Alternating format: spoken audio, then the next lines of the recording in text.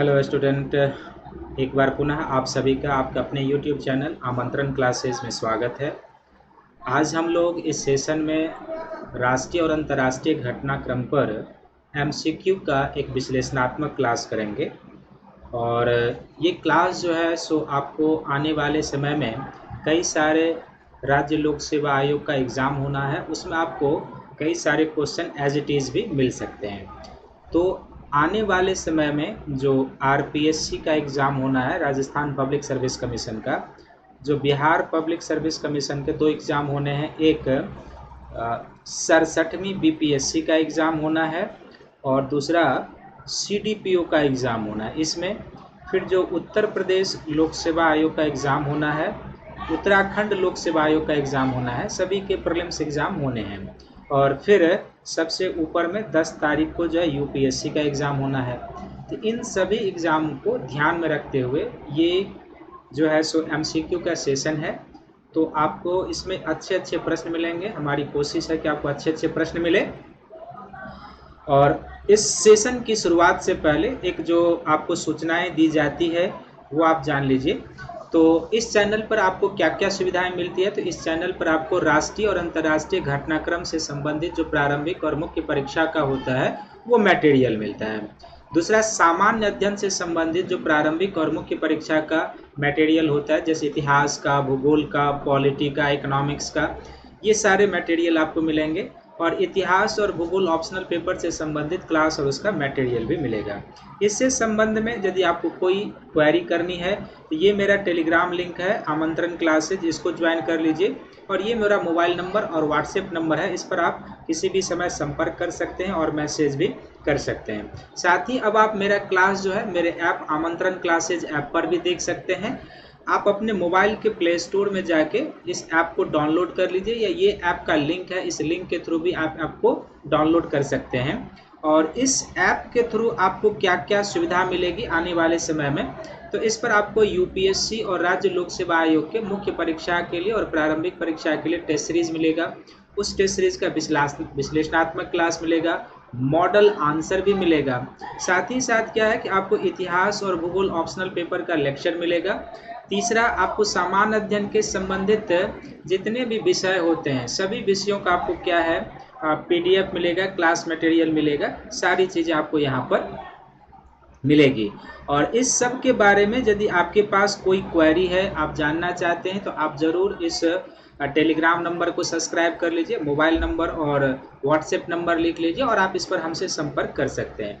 साथ ही आने वाले समय में हम नेट के लिए और जेआरएफ के लिए भी जेआरएफ के लिए भी जो है सो क्लासेज शुरू करेंगे। तो आप नेट और जेआरएफ से संबंधित भी मटेरियल आपको मिलेगा। और ये नेट और जेआरएफ की जो क्लासेज होगी आपको, वो आपको मिलेगी इतिहास की, और इतिहास के साथ साथ भूगोल विषय के लिए आपको नेट और जेआरएफ की क्लासेज मिलेगी।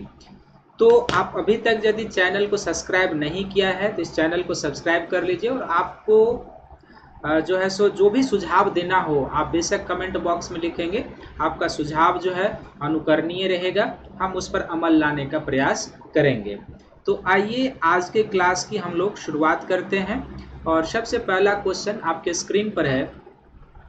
और पहला प्रश्न ये है कि हाल ही में पहले हिमालयन फिल्म महोत्सव का आयोजन किया गया है, तो यह फिल्म महोत्सव कहाँ पर संपन्न हुआ? लेह लद्दाख में, लाहौल स्पीति में, गुलमर्ग और बारामूला में, और देहरादून के औली में।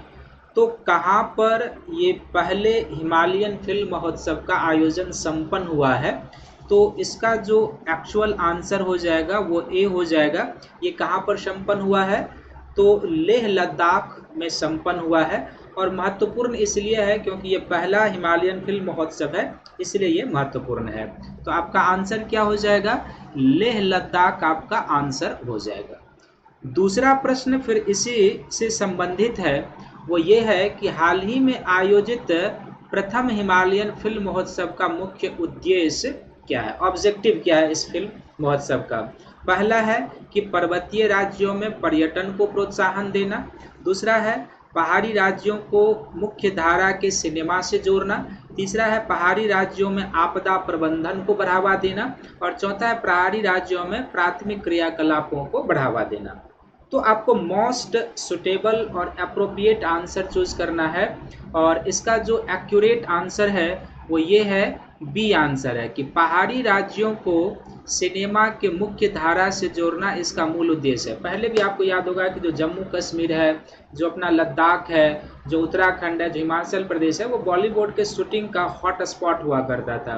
बीच में वहाँ पर उन क्षेत्रों में थोड़ा सा अराजक गतिविधियां बढ़ी तो थोड़ा सा वो व्यवधान हुआ। अब फिर से वहाँ पर शांति कायम हुआ है, तो उन राज्यों में क्या होगा कि फिर से पर्यटन को बढ़ावा मिले, वहाँ रोजगार के नए अवसरों का सृजन हो।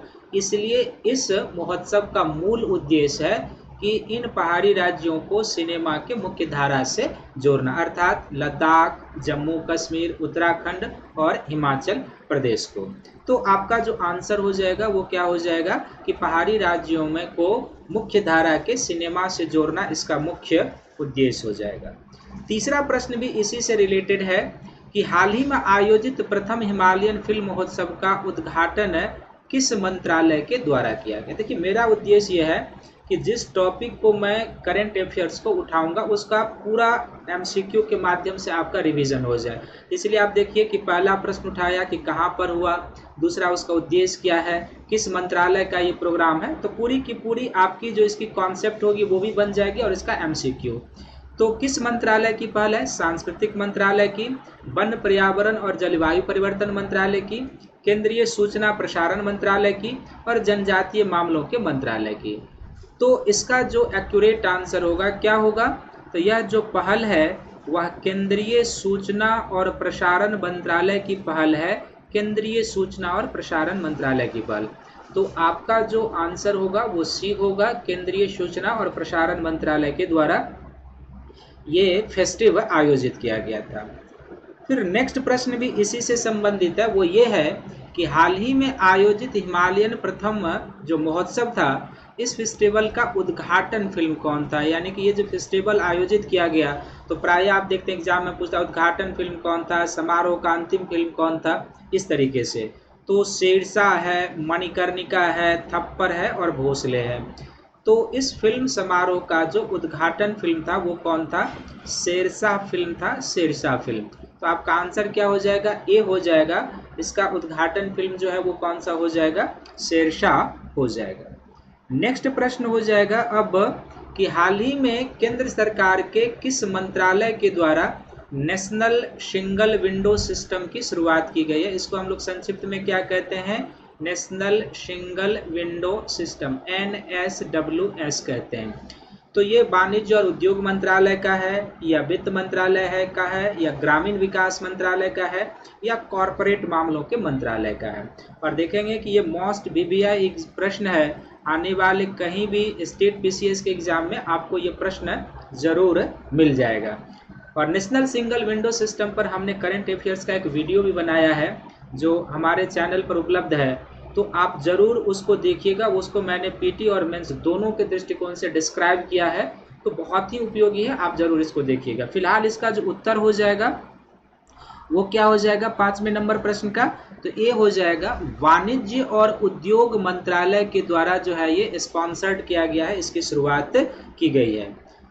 दूसरा प्रश्न भी इसी से संबंधित है, छठा प्रश्न जो आपका है वो ये है कि केंद्रीय वाणिज्य और उद्योग मंत्रालय के द्वारा नेशनल सिंगल विंडो सिस्टम का उद्घाटन कब किया गया, कितने तारीख को किया गया? कुछ स्टेट PCS में प्रायः डेट आधारित कुछ प्रश्न करंट अफेयर्स के होते हैं, खासकर यदि अभी आप बिहार का BPSC का 2 एग्जाम हुआ है, उसमें एक प्रोजेक्ट मैनेजर का हुआ था और एक पंचायती राज वाले, उसमें कई डेट आधारित इकोनॉमिक डाटा आधारित प्रश्न पूछा था। उसी सबको ध्यान में रखते हुए कुछ इस तरीके का प्रश्न हमने डिजाइन किया है। तो ये जो केंद्रीय वाणिज्य और उद्योग मंत्रालय का प्रोग्राम है कब शुरू किया गया? 22 सितंबर, 21 सितंबर, 20 सितंबर और 19 सितंबर। इसी तरीके क्लोज डेट एग्जाम में भी रहते हैं, तो हमारी कोशिश यही है कि आपको उसी तरीके के परिस्थितियों से अवगत कराया जाए। तो छठा नंबर प्रश्न का आपका आंसर क्या हो जाएगा? ये हो जाएगा 22 सितंबर 2021 को नेशनल सिंगल विंडो सिस्टम की शुरुआत की गई है केंद्रीय वाणिज्य और उद्योग मंत्रालय के द्वारा। नेक्स्ट प्रश्न है कि हाल ही में सुप्रीम कोर्ट के द्वारा पेगासस मामले पर एक विशेषज्ञ समिति यानी कि जो जांच समिति है वो गठित करने का फैसला किया गया है। तो आपको बताना है कि ये पेगासस क्या है। देखो इसमें सबसे उपयुक्त जो आंसर होगा वो आपको चूज करना है। काफी चर्चा में था ये और पहले भी था, क्योंकि इसमें भारत सरकार पर यह आरोप लगा था कि वो प्रमुख राजनीतिक हस्तियों लगभग 300 हस्तियों का गोपनीय डाटा जो है सो इसके माध्यम से कलेक्ट कर रहे हैं। और अभी 2-4 दिन पहले सुप्रीम कोर्ट ने इस पर संज्ञान लेते हुए एक विशेषज्ञ जांच समिति गठित करने का फैसला लिया है। तो वो क्या है, एक प्रकार का स्पाईवेयर है, एक प्रकार का हार्डवेयर है, एक प्रकार का सॉफ्टवेयर है, इनमें से कोई नहीं। तो जो पेगासस है वो क्या है, एक प्रकार का, आपका जो आंसर हो जाएगा वो क्या हो जाएगा, ये एक प्रकार का स्पाईवेयर है, एक प्रकार का स्पाईवेयर है। और ये जो पेगासस स्पाईवेयर है ये किस देश से संबंधित है, तो ये इजराइल से संबंधित है, इजराइल से संबंधित है, इजराइल से। ये आपको पूछा भी जा सकता है कि किस देश से संबंधित है, तो ये इजराइल से संबंधित है, ये ध्यान में रखेंगे। तो एक प्रश्न ये भी हो सकता है कि पेगासस जो है किस देश से संबंधित है, इजराइल से संबंधित है। नेक्स्ट हो जाएगा 8वां प्रश्न कि सहकारिता को जन जन तक पहुंचाने के लिए प्रथम सहकारिता सम्मेलन सहकारी संगम का आयोजन 25 सितंबर 2021 को कहां पर किया गया, ये आपको बताना। देखो एक तो डायरेक्ट आपको पूछ सकता है, ये भी प्रश्न में हो सकता है पीटी में कि सहकारी संगम क्या है, सहकारी संगम क्या है। तो यदि ये प्रश्न आ जाएगा तो क्या हो जाएगा कि सहकारिता पर आयोजित पहला सम्मेलन है। इसका उत्तर क्या हो जाएगा, सहकारिता पर आयोजित पहला सम्मेलन है। तो ये भी मोस्ट वीवीआई है, क्योंकि सीधे पूछ देगा कि हाल ही में सहकारी संगम का आयोजन किया गया, ये क्या है, तो सहकारिता पर आयोजित पहला सम्मेलन। दूसरा क्या है कि सहकारी संगम का आयोजन कितने तारीख को किया गया, तो ये भी प्रश्न आपसे पूछा जा सकता है मोस्ट वीवीआई कि 25 सितंबर 2021 को सहकारी संगम का आयोजन किया गया। अब प्रश्न जो है कि ये कहां पर किया गया, दिल्ली के इंदिरा गांधी इंडोर स्टेडियम में, दिल्ली के प्रगति मैदान में, दिल्ली के फिरोज शाह कोटला जो अब अरुण जेटली स्टेडियम बन चुका है, और दिल्ली के खेलगांव मैदान में। तो कहां पर इसका आयोजन किया गया ये आपको बताना है। और आपका जो आंसर है वो ये है कि दिल्ली के इंदिरा गांधी इंडोर स्टेडियम में इसका आयोजन किया गया। तो देखो एक प्रश्न में 3 प्रश्न है। पहला प्रश्न आपका क्या है कि सहकारी संगम क्या है, दूसरा प्रश्न आपका क्या है कि सहकारी संगम का आयोजन कहाँ किया गया, तीसरा प्रश्न है कि कितने तारीख को किया गया। ये तीनों आपका इसमें प्रश्न निहित है, तो इसी तरीके से आपको ध्यान में रखना है। नेक्स्ट प्रश्न जो है वो ये है कि हाल ही में किस भारतीय प्रौद्योगिकी संस्थान आईआईटी के द्वारा वायु प्रदूषण सोखने वाले कपड़े का विकास किया गया। आपको पता है कि भारत में वायु प्रदूषण जो है सो चरम स्तर पर है, और देश का अधिकांश जो मेट्रोपॉलिटन सिटी है वहाँ पर वायु प्रदूषण का जो स्तर है वो तय मानक से अधिक है। तो ये काफ़ी चर्चा में रहा है।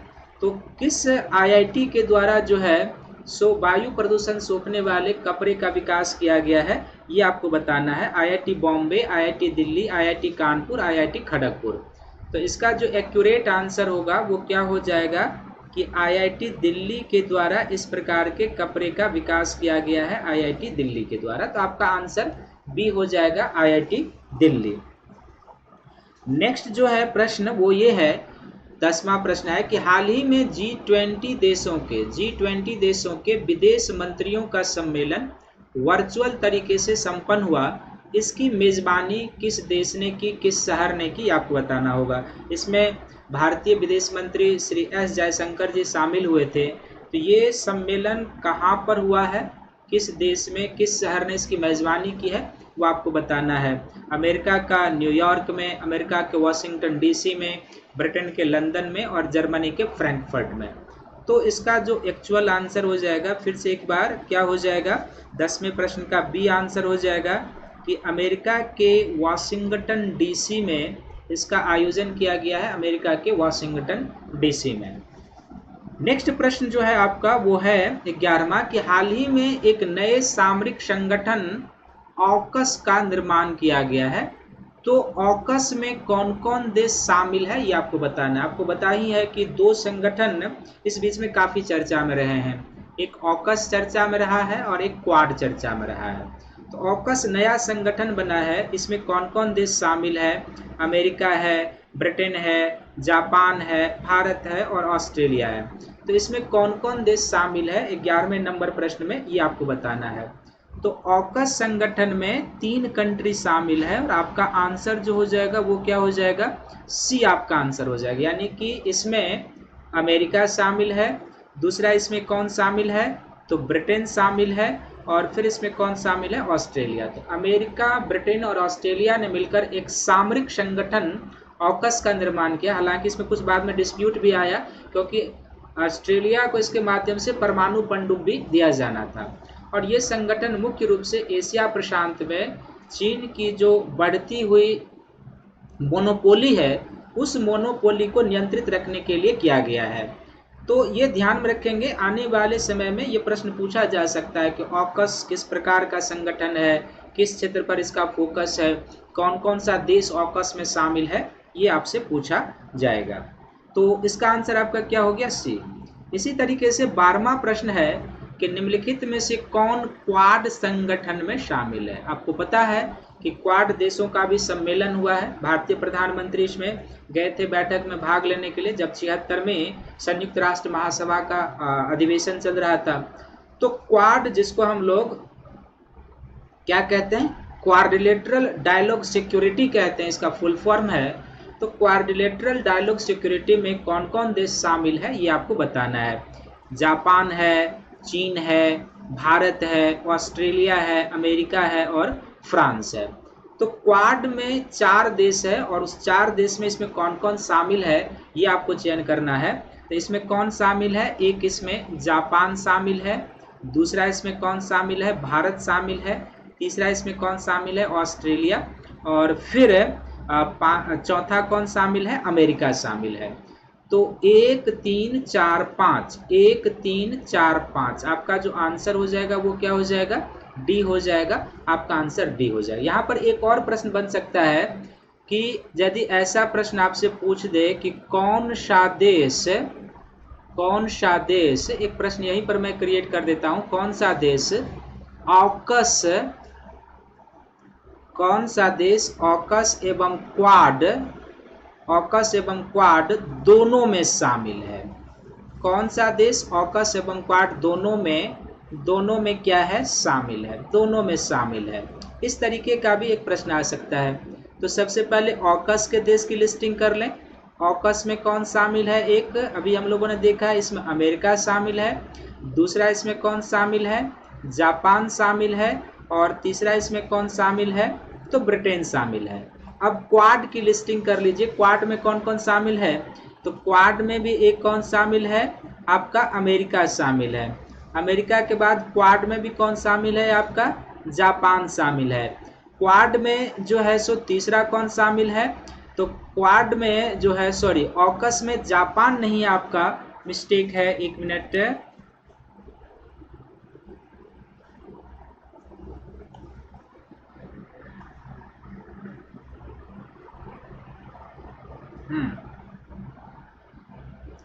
तो ऑकस में अभी हम लोगों ने पिछला प्रश्न देखा है ना, ऑकस में कौन देश शामिल है? तो ऑस्ट्रेलिया शामिल है। तो जापान के जगह पर यहाँ पर कौन आ जाएगा? ऑकस में ऑस्ट्रेलिया शामिल है, ऑस्ट्रेलिया आपका शामिल है। कौन सा देश शामिल है? ऑस्ट्रेलिया शामिल है ऑकस में। तो यहाँ पर भी हम दूसरे नंबर पर सहूलियत के लिए क्या ले लेते हैं? तो दूसरे नंबर पर हम सहूलियत के लिए ले लेते हैं किसको?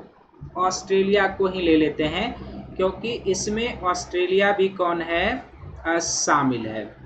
तो क्वाड में एक अमेरिका है, दूसरा कौन सा देश है? ऑस्ट्रेलिया है। ऑस्ट्रेलिया के बाद इसमें कौन शामिल है? तो जापान शामिल है, और जापान के बाद इसमें कौन शामिल है? भारत शामिल है। तो उभयनिष्ठ कंट्री कौन हो गया दोनों संगठन में? अमेरिका, ऑस्ट्रेलिया जो है क्वाड का और ऑकस का जो है उभयनिष्ठ कंट्री है। तो ये प्रश्न आ सकता है कि इनमें से कौन सा देश ऑकस और क्वाड दोनों का सदस्य है? तो अमेरिका और ऑस्ट्रेलिया जो आपका हो गया वो ऑकस और क्वाड दोनों का सदस्य है। देखिए इसी तरीके से प्रश्न फॉर्म होता है, आपको ध्यान में रखना है, इसी तरीके से एग्जाम में प्रश्न फॉर्म होता है। कभी जब आप इस तरीके के संगठन को पढ़ें तो थोड़ा सा तुलना करके पढ़ेंगे तो लंबे समय तक वो चीजें याद रहती है। नेक्स्ट प्रश्न है कि हाल ही में समाचार की सुर्खियों में रहा साइप्रस द्वीप यहाँ पर छूट गया है। साइप्रस द्वीप किन देशों के बीच विवाद का मुद्दा है? तो साइप्रस द्वीप जो है कहाँ पर अवस्थित है? तो ये यदि आप देख लेंगे कि ये अफ्रीका का मानचित्र हो जाएगा, और अफ्रीका के मानचित्र से यदि हम लोग थोड़ा सा ऊपर चलेंगे ना तो ये यहाँ पर इस तरीके से हो जाएगा। ये यहाँ पर काला सागर है, ये यहाँ पर क्या हो जाएगा कि एड्रियाटिक यूनान का सागर, यूनान का एरिया हो जाएगा। तो ये बेसिकली क्या है कि ये आपका हो जाएगा भूमध्य सागर। कौन सा एरिया है? ये भूमध्य सागर है, भूमध्य सागर। और ये जो छायांकित पार्ट मैं यहाँ पर बना रहा हूँ ये कौन सा देश का एरिया है? ये तुर्की का क्षेत्र है, तुर्की है। ये कौन सा एरिया होगा? तुर्की की सीमा काला सागर से भी लगती है, काला सागर से भी, और मेडिटेरियन सी से भी लगती है। और यहीं पर क्या है ना कि यहाँ पर यूनान देश है, और यहीं पर जो है सो एक द्वीप है जिसको हम लोग क्या कहते हैं? साइप्रस द्वीप कहते हैं। कौन सा द्वीप कहते हैं? साइप्रस आइलैंड है। बहुत ही जियो पॉलिटिक्स और जियो स्ट्रेटजी का ये द्वीप है। तो ये साइप्रस द्वीप जो है किन देशों के बीच विवाद का है? इजराइल फिलिस्तीन, यूनान तुर्की, मिस्र तुर्की, और तुर्की क्रीमिया। तो आपका जो आंसर हो जाएगा वो क्या हो जाएगा? ये विवादित है, यूनान और तुर्की के बीच जो है साइप्रस द्वीप विभाजित है। अभी संयुक्त राष्ट्र महासभा का जो है सम्मेलन हुआ है, और इसमें स्ट्रेटजी ये थी कि यदि तुर्की थोड़ा सा भारत के जम्मू कश्मीर को लेकर कई बार गलत बयानबाजी कर बैठा है, तो ये स्ट्रेटजी तय थी इस बार कि यदि वो जम्मू कश्मीर के मुद्दा को कुछ करते हैं तो साइप्रस द्वीप का मुद्दा भारतीय कूटनीतिक मिशन के तहत उठाया जाएगा। इसलिए ये काफ़ी चर्चा में था कि साइप्रस द्वीप जो है किन देशों के बीच विवाद का है। तो थोड़ा अच्छे से मैंने बता दिया है, आप इसको ध्यान से रखेंगे। तो किन दो देशों के विवाद का हो गया? ये यूनान और तुर्की के बीच के विवाद का मुद्दा है। नेक्स्ट है कि हाल ही में समाचार की सुर्खियों में रहे हवाना सिंड्रोम क्या है? हवाना सिंड्रोम क्या है? एक प्रकार की रहस्यमय बीमारी, अफगानिस्तान में अंतर्राष्ट्रीय कूटनीतिक मिशन, क्यूबा की राजधानी हवाना में आतंकवाद की घटना, और एक प्रकार का अंतर्राष्ट्रीय स्पाईवेयर। तो ये जो हवाना सिंड्रोम है ये क्या है ये आपको बताना है। पिछले दिनों ये भी 4-5 दिनों पहले पेपर में काफ़ी चर्चा में था। तो आपका आंसर जो हो जाएगा वो ए हो जाएगा। हवाना सिंड्रोम जो है एक प्रकार की रहस्यमय बीमारी है। कुछ दिन पहले एक अमेरिकी डेलीगेशन भारत आया था और उसी डेलीगेशन में के समय इस बीमारी की चर्चा हुई थी। तो ये एक रहस्यमय बीमारी है हवाना सिंड्रोम, इसको ध्यान में रखेंगे। नेक्स्ट प्रश्न है कि हाल ही में जारी ग्लोबल इनोवेशन इंडेक्स 2021 में भारत का क्या स्थान है? इस प्रकार का प्रश्न जो है Uttar Pradesh public service commission और बिहार पब्लिक सर्विस कमीशन के द्वारा भी काफ़ी पूछा जाता है। तो आपको बताना है कि हाल ही में जारी ग्लोबल इनोवेशन इंडेक्स 2021 में भारत का कौन सा स्थान रहा है? 46वां स्थान रहा, या 48वां रहा, या 52वां रहा, या फिर 44वां रहा, ये आपको बताना है। तो इसमें भारत का जो स्थान रहा है वो 46 रहा है, 46 रहा है। तो ग्लोबल इनोवेशन इंडेक्स 2021 में भारत का स्थान कैमा है? 46वां। इसी से एक और रिलेटेड प्रश्न है कि ग्लोबल इनोवेशन इंडेक्स रिपोर्ट किस संस्था के द्वारा जारी किया जाता है? और फिर इस प्रकार का प्रश्न किस आयोग के द्वारा पूछा जाता है? तो इस प्रकार का प्रश्न जो है Uttar Pradesh public service commission के द्वारा काफ़ी पूछे जाते हैं कि ये जो रिपोर्ट है किस संस्था के द्वारा, वर्ल्ड जो है सो व्यापार निवेश रिपोर्ट कौन संस्था प्रकाशित करती है, फिर जो है सो इन्वेस्टमेंट रिपोर्ट कौन संस्था प्रकाशित करती है। तो इस तरीके की ये काफ़ी पूछते हैं।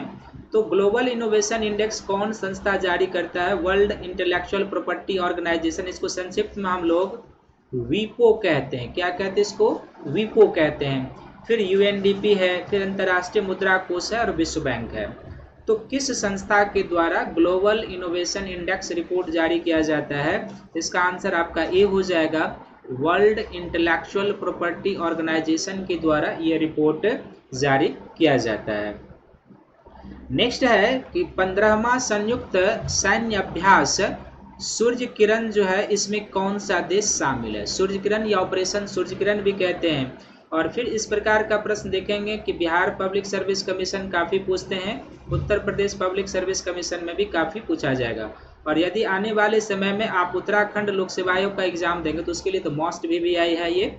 तो ऑपरेशन सूर्य किरण या सैन्य अभ्यास सूर्य किरण में कौन कौन देश शामिल है? भारत भूटान, भारत नेपाल, भारत श्रीलंका और भारत बांग्लादेश। तो इसका जो आपका आंसर हो जाएगा वो क्या हो जाएगा? बी हो जाएगा। इसमें भारत और नेपाल के सेनाओं का ये ज्वाइंट मिलिट्री एक्सरसाइज है, संयुक्त सैन्य अभ्यास है, ये आप ध्यान में रखेंगे। फिर इसी से रिलेटेड अगला प्रश्न है कि भारत और नेपाली सेना के मध्य जो 15वां संयुक्त सैन्य अभ्यास सूर्यकिरण हुआ है, ये आयोजित कहाँ किया गया है? 15वां जो ये ऑपरेशन या अभियान या मिलिट्री एक्सरसाइज आप कहेंगे, कहाँ पर आयोजित किया गया है? जम्मू कश्मीर के गुलमर्ग में, हिमाचल प्रदेश के मंडी में, उत्तराखंड के पिथौरागढ़ में और लद्दाख के लेह में। तो कहाँ पर? अभी आप याद कीजिए कि जस्ट मैंने इससे पिछले वाले प्रश्न में एक चर्चा करके आपको बताया था कि यदि आप आने वाले समय में उत्तराखंड PCS का एग्जाम देंगे तो उसके लिए बहुत महत्वपूर्ण है। तो आप इसमें से चयन कीजिए उत्तराखंड का स्पेस कौन है। तो क्लियर हो गया इसका आंसर। इसका आंसर सी होगा कि ये उत्तराखंड के पिथौरागढ़ में आयोजित हुआ है। उत्तराखंड के कहाँ पर? पिथौरागढ़ में आयोजित हुआ है। नेक्स्ट प्रश्न जो है आपके स्क्रीन पर है कि हाल ही में रूस में संपन्न संसदीय चुनाव में किस पार्टी को बहुमत मिला है? United Russia party, United communist party, United communist party of Russia और नेशनल रशियन पार्टी। देखिए ये जो चुनाव हुआ है उसमें फिर से एक बार क्लियर हो गया है कि 2024 तक व्लादिमीर पुतिन रूस के राष्ट्रपति रहेंगे।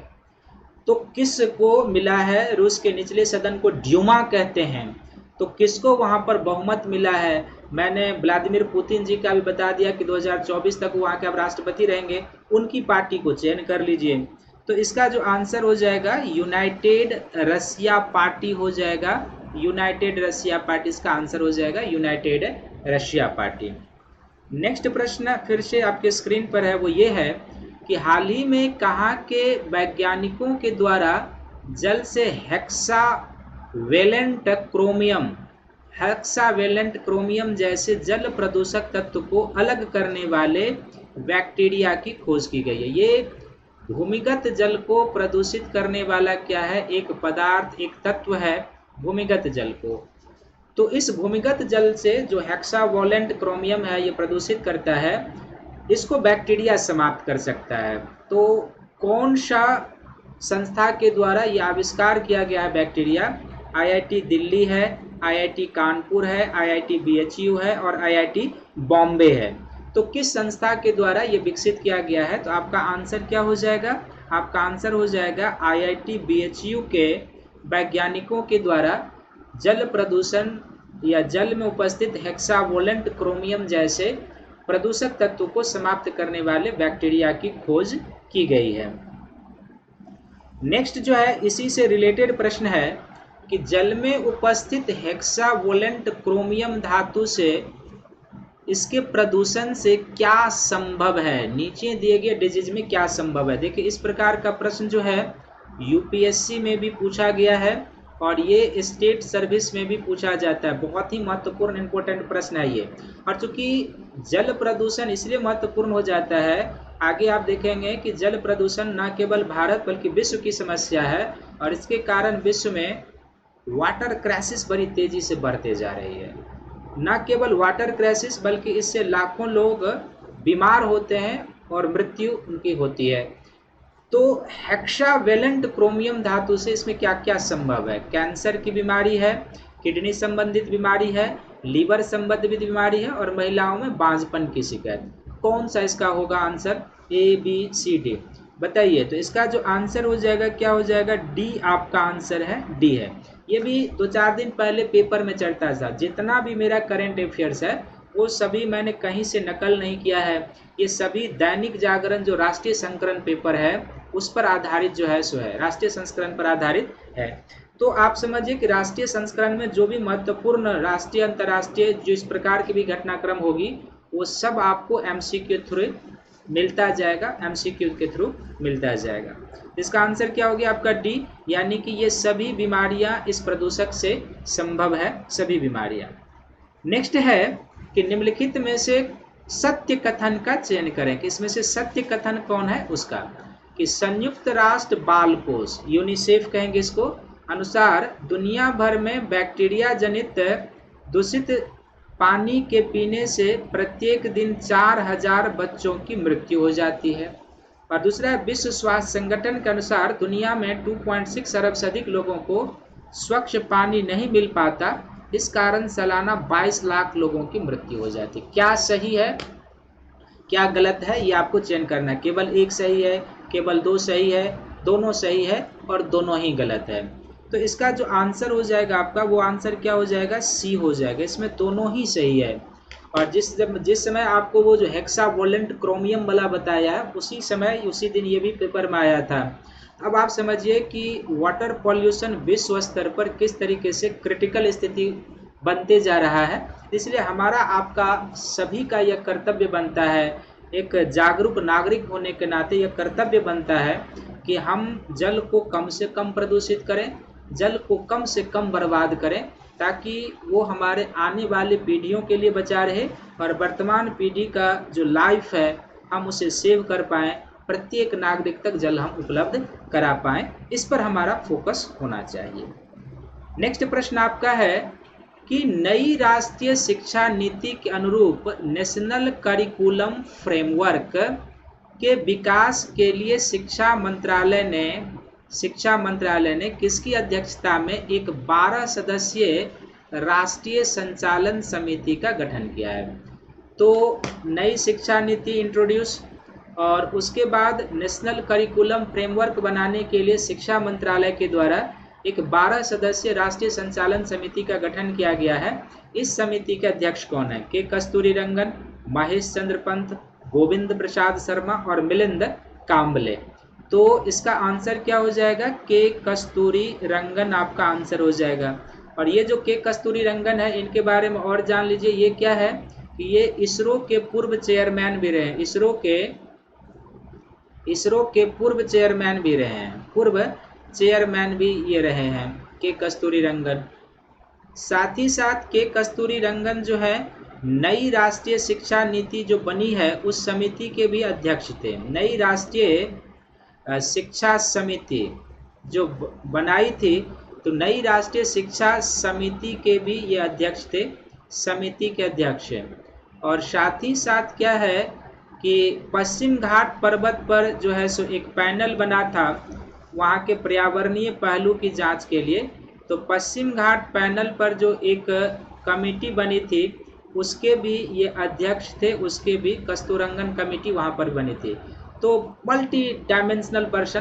तो यहाँ पर एक नेशनल करिकुलम फ्रेमवर्क कमेटी के अध्यक्ष हैं जो 12 सदस्य किस मंत्रालय का, शिक्षा मंत्रालय का, इसरो के पूर्व चेयरमैन रहे हैं। नई राष्ट्रीय शिक्षा समिति जो थी जिन्होंने नई राष्ट्रीय शिक्षा बनाई है उसके अध्यक्ष, और पश्चिम घाट पैनल के भी ये अध्यक्ष रहे हैं, वहाँ के पारिस्थितिकीय पहलू के अध्ययन के लिए वो बनाया गया था।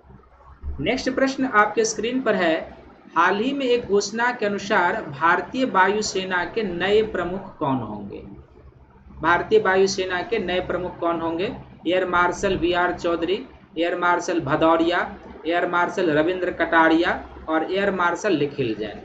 तो इसका जो आंसर हो जाएगा वो क्या हो जाएगा कि एयर मार्शल वी.आर. चौधरी जो होंगे वो अगले वायुसेना प्रमुख होंगे, अगले वायुसेना प्रमुख होंगे। Air marshal V R. चौधरी अगले वायुसेना प्रमुख होंगे। और फिर से है कि हाल ही में समाचार की सुर्खियों में रहा एवरग्रांड संकट का संबंध किस देश से है। ये बहुत ही चर्चा में रहा एवरग्रांड संकट।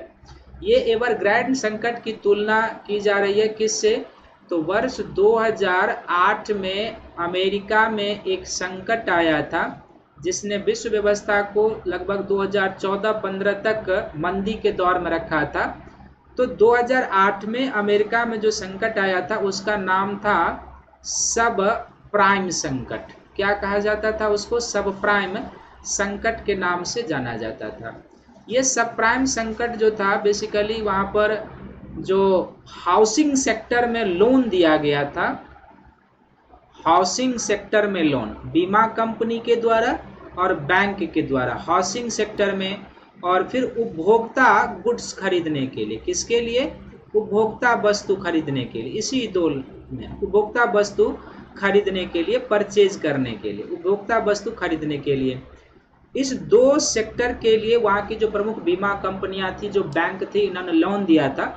और चूंकि ये दोनों ही ऐसा चीज है, लोन का क्या है कि इसमें लोन तभी नॉर्मली लोन कोई बैंक को या कंपनी को कब वापस होता है? जब वो उत्पादक कार्य के लिए लिया गया हो, क्योंकि आप कोई प्रोडक्टिव कार्य करेंगे तब आपको उससे अर्न होगा और फिर आप लोन चुकाएंगे। या हाउसिंग लोन लिया है तो आपकी कोई फिक्स इनकम हो, उपभोक्ता वस्तु लिया है तो आपकी कोई फिक्स इनकम हो जिससे आप उसको रिटर्न करेंगे।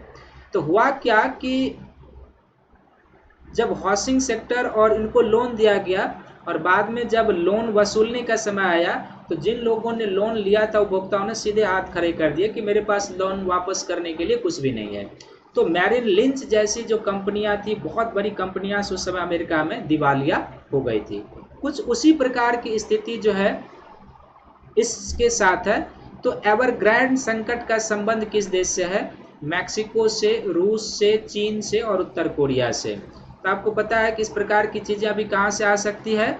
चीन से ही आ सकती है। तो इसका आंसर क्या हो जाएगा? चीन।